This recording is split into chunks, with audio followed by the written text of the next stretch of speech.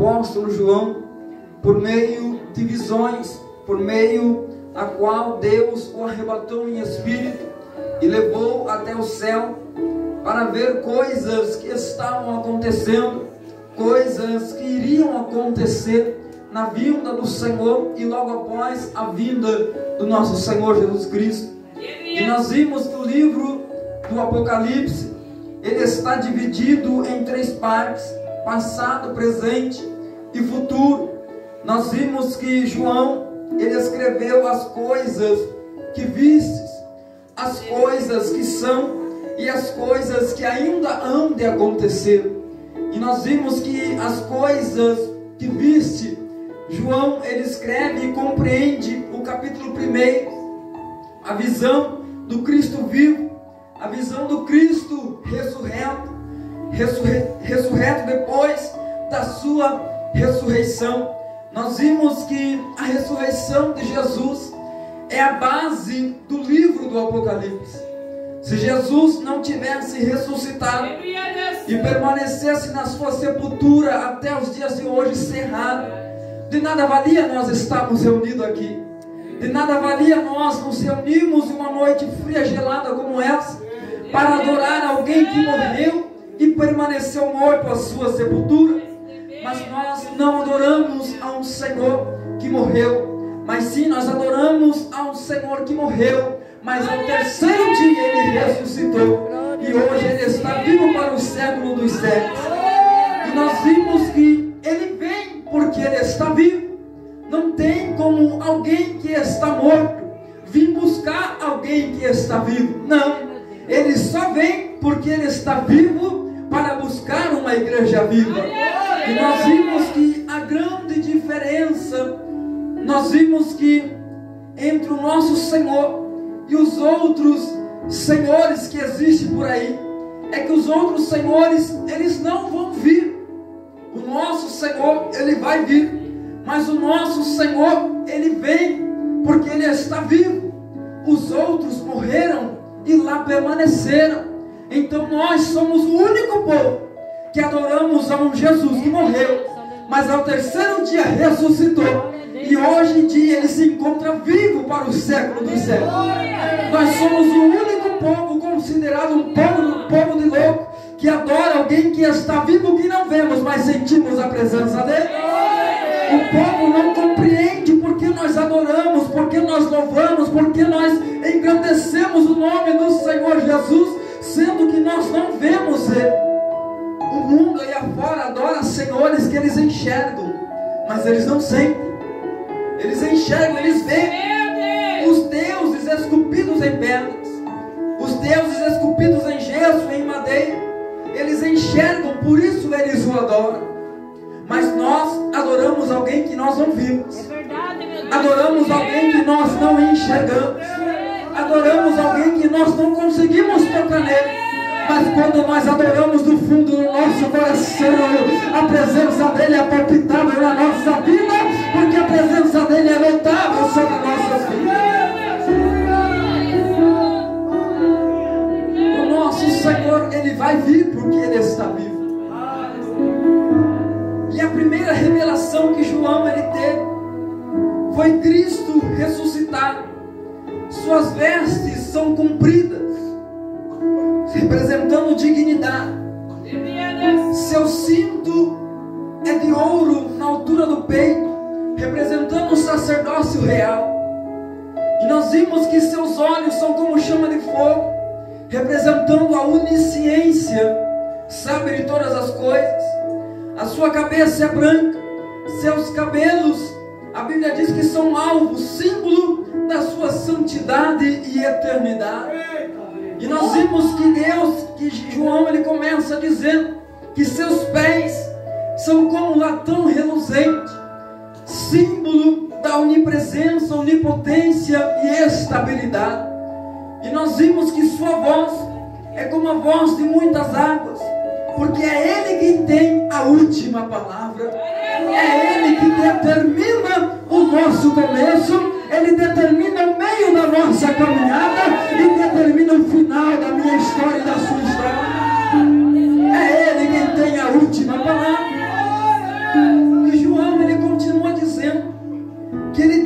7 estrelas na palma da sua mão, porque Ele tem os pastores das 7 igrejas.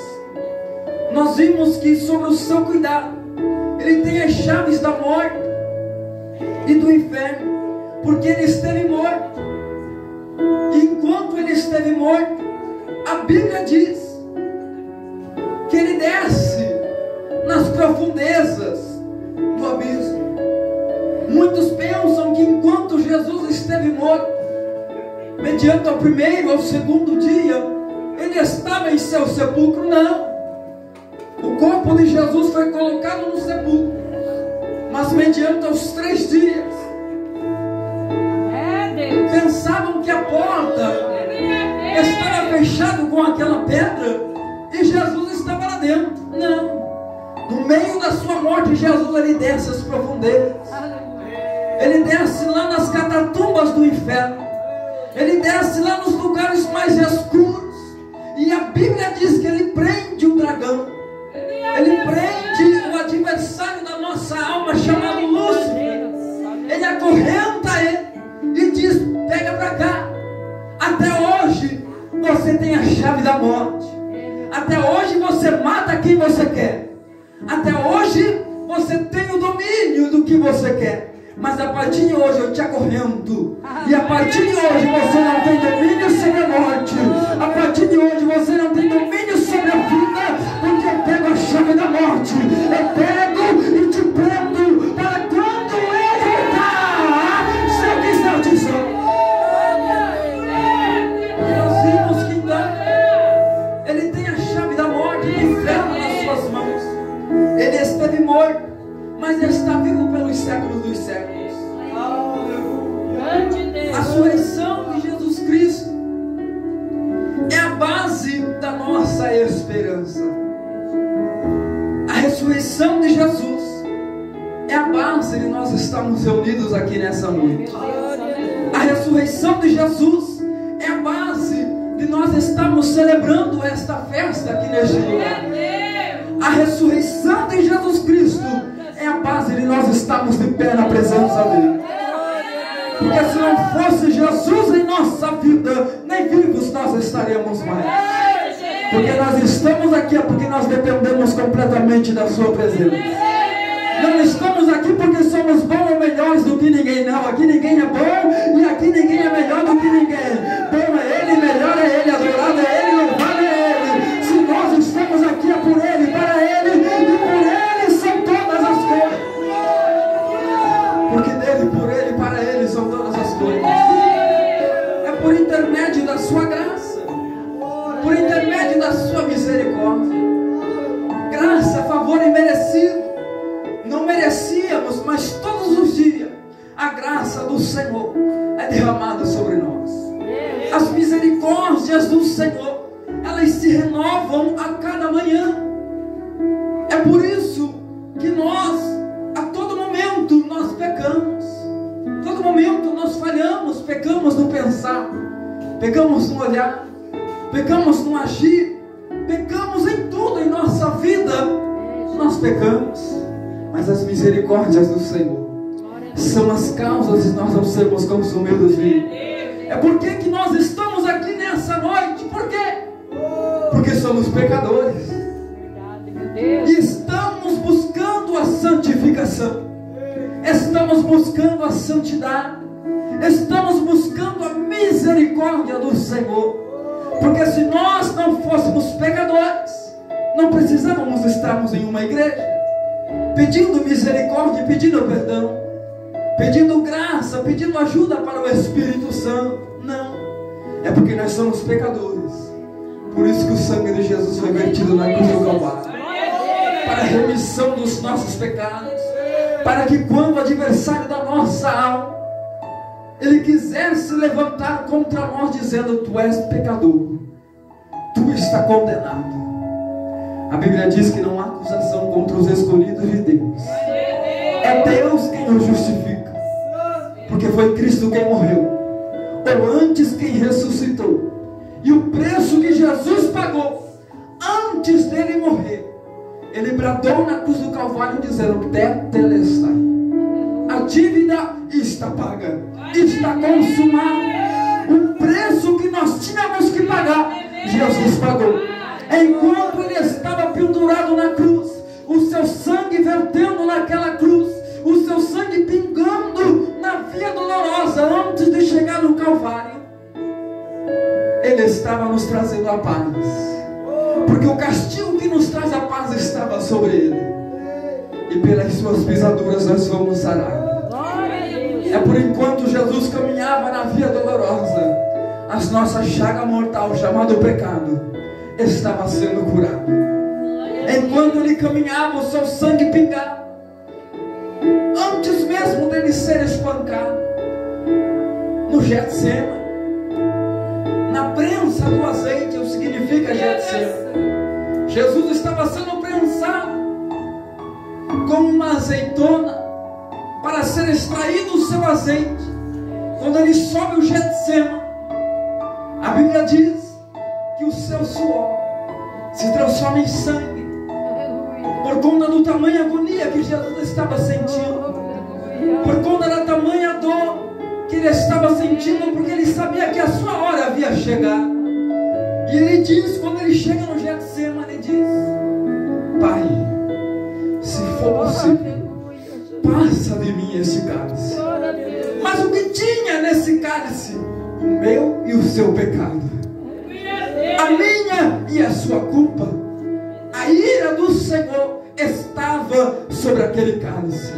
Mas só que logo após Jesus Ele disse: mas todavia seja feita a tua e não a minha, seja feita a tua vontade, ó Pai. Quando Jesus Ele estava dizendo isso, antes dos guardas irem prender Jesus, antes que Judas o desse o beijo e o traísse, Jesus olha para Judas e diz: tu és o meu amigo. Tu és o meu amigo. Antes dele ser traído. E quando Judas vai para o beijar, para mostrar para os soldados que era ele, que era para ser preso, quando Judas vai dar um beijo em Jesus, Jesus olha para Judas e diz: por que faz tal? Tu és o meu amigo. Judas beija Jesus. Os soldados vêm, prendem Jesus. Pedro desembainha a sua espada, corta a orelha de Malco, filho do sumo sacerdote. Jesus olha para Pedro e diz: Pedro, não faça isso, porque se eu quisesse, Pedro, eu pedia 12 legiões de anjos e viria agora que Pedro me livrava disso. Eu não estou sendo preso obrigado, não é por obrigação, é porque eu mesmo quero. Porque eu sei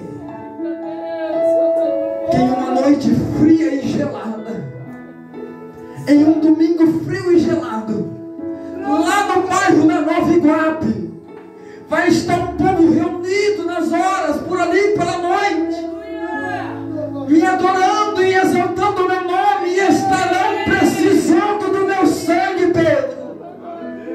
Eu não estou indo por uma obrigação, eu estou indo por um plano perfeito, para que você, Pedro, possa ser remido do seu pecado.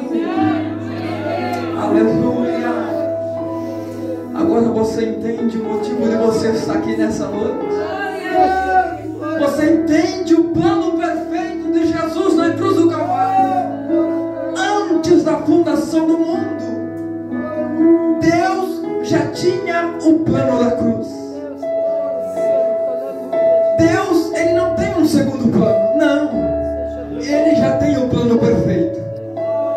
Deus, Ele não criou o homem e Ele sabia que o homem ia errar. Ele sabia que a humanidade ia sair dos seus caminhos. A Bíblia diz que todos estavam afastados, destituídos estávamos da glória de Deus. Deus olha do céu, não vê um justo sequer da sua presença. Deus olha do céu, não vê um justo sequer digno de receber a sua misericórdia. E Deus, Ele olha para o Filho no céu e diz: eu não tenho um plano, eu não tenho um segundo plano, eu tenho um plano perfeito. Eu sabia que o homem ia errar.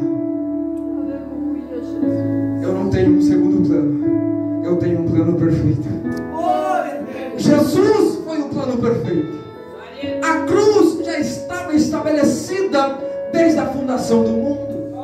Antes da humanidade ser criada, a cruz já estava estabelecida. Jesus, ele já estava sabendo. O Pai já tinha a certeza de que tudo estava traçado. E nós vimos que então, que a ressurreição de Jesus é a base para a nossa esperança. Jesus, ele está vivo e vai voltar para arrebatar a sua igreja. E nós vimos que João, ele fala das coisas que são. Está sobre o capítulo 2 e o capítulo 3.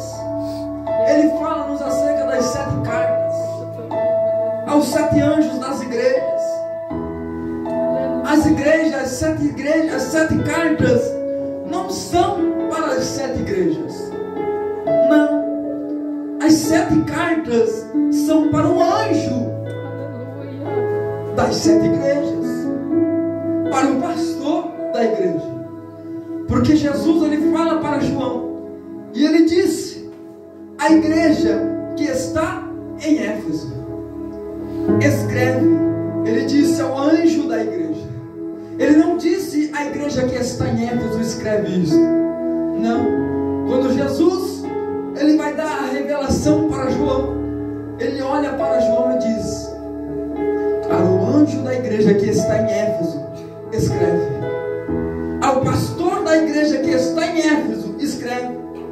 E nós vimos que então, nas cartas que Jesus, ele estava escrevendo para os pastores, está falando com o pastor primeiro, está falando com o anjo da igreja, para depois falar com a igreja. Porque Deus, ele não quebra princípios. Não. Se Deus, ele tem algo para tratar com a igreja, Deus, ele não vai falar primeiro com uma irmã no círculo de oração. Não. Primeiro Deus fala com a liderança, para depois falar com a igreja. Porque a responsabilidade da igreja está sobre a liderança. Se a liderança está errada, a igreja caminha por um caminho errado. É por isso que a mensagem de Deus primeiro veio ao pastor da igreja. E nós vimos que então ele começa falando com o anjo, com o pastor da igreja, mas o Espírito aplica para a igreja.